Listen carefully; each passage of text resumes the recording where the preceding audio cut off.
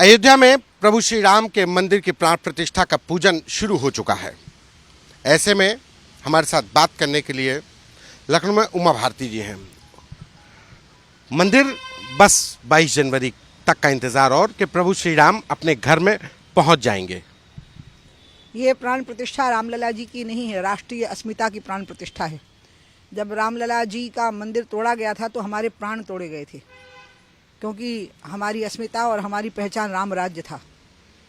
और उसके जो संस्थापक थे प्रभु विष्णु के अवतार प्रभु राम, उनका मंदिर तोड़ना, इससे बड़ा अपमान इस देश का और कुछ हो नहीं सकता था। इसलिए ये सिर्फ रामलला की प्राण प्रतिष्ठा नहीं है, ये राष्ट्रीय सम्मान की प्राण प्रतिष्ठा है।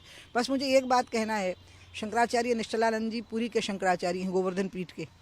हमारे जो आदि शंकराचार्य थे भगवत पाद, उन्होंने ही सबसे पहले वैदिक धर्म को पुनर्स्थापित किया था, और वो शास्त्रार्थ के जरिए किया था। तो शास्त्रार्थ एक परंपरा है हमारी सनातन की, इसलिए उसमें उनका अपमान करना, उनको नीचा दिखाना, ये ठीक नहीं है। मैं ये ज़रूर कहूँगी कि वो आते और आशीर्वाद देते, क्योंकि हम सबके संघर्ष का ये परिणाम है। और इसमें निश्चित रूप से हमारे प्रधानमंत्री और हमारे गृहमंत्री और यहाँ के मुख्यमंत्री का योगदान रहा है।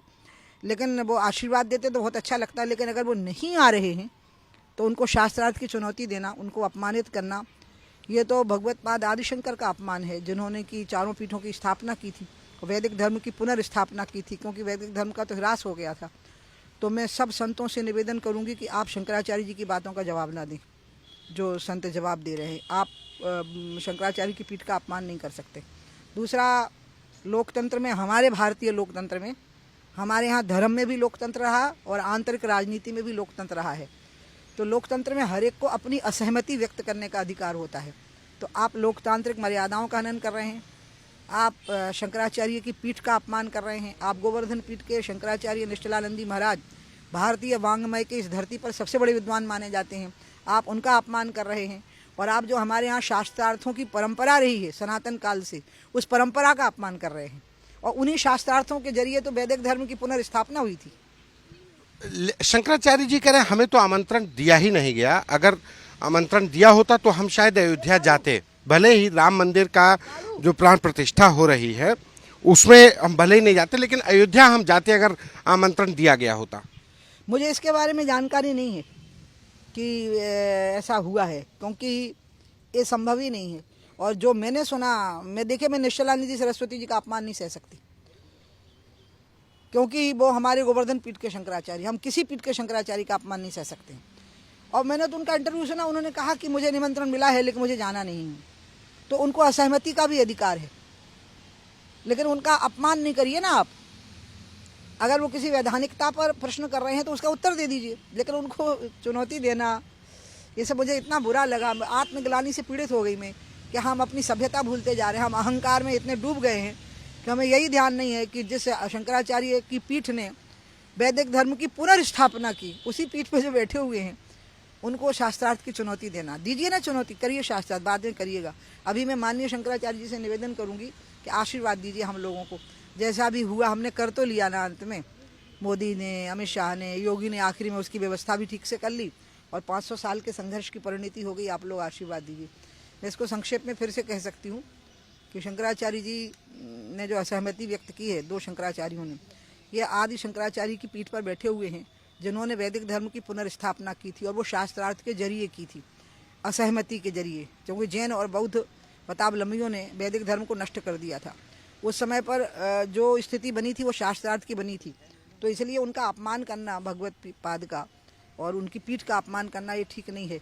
मैं आदि शंकराचार्य जी की परंपरा पर बैठे हुए शंकराचार्यों को भी निवेदन करूंगी कि जैसे भी बना 500 साल के संघर्ष का अंतिम परिणाम आ गया है, आप भी हमको आशीर्वाद दीजिए। उनको निमंत्रण मिला है कि नहीं, जहाँ तक मैंने सुना है निश्चलानंद जी महाराज ने कहा है कि हमें निमंत्रण मिला है लेकिन मैं नहीं जाऊँगा। तो जाना और नहीं जाना ये भी उनकी अपनी इच्छा है, लेकिन इसके पीछे उनका अपमान करना, उनको नीचा दिखाना, ये हमारी परंपरा का अंग नहीं है। कांग्रेस के लोग कह रहे हैं बीजेपी ने इसको इवेंट बना दिया है, राजनीतिक आयोजन बना दिया है, जबकि ये धार्मिक आयोजन था। तो आप आ जाओ, तो वो नहीं रहेगा राजनीतिक आयोजन। जैसे अखिलेश का तो मुझे नहीं पता, क्योंकि समाजवादी पार्टी तो कार सेवकों की हत्यारी पार्टी है, लेकिन अन्य नेताओं को तो निमंत्रण गए हैं, खड़गे जी को और अन्य लोगों को, तो वो आ जाएं। तो आ जाएंगे तो कहीं कोई प्रॉब्लम नहीं रहेगी, फिर तो राजनीतिक नहीं रहेगा ना। उनका नहीं आना इसको राजनीतिक बना रहा है।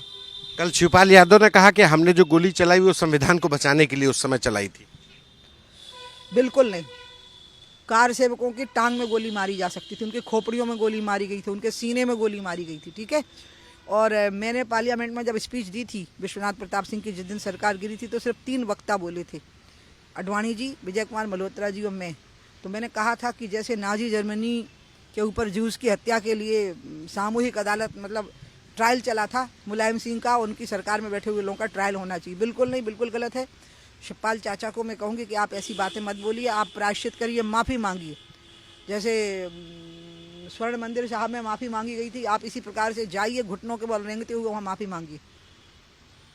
समाजवादी पार्टी और कांग्रेस एक होकर के कह रहे हैं कि ये जो अब आयोजन है इसके बाद राहुल गांधी अपनी न्याय यात्रा निकाल रहे हैं। 2024 में वो ही इसका कहा जाए 2024 का चुनाव जीतेंगे और बीजेपी को इसका लाभ नहीं मिलने वाला है।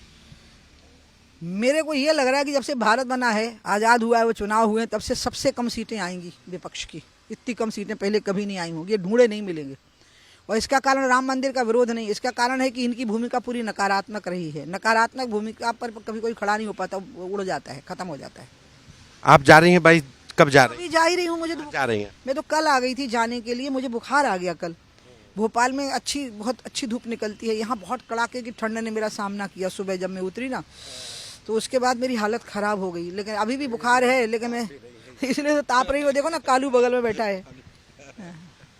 बाहर निकल जाएंगे। हाँ,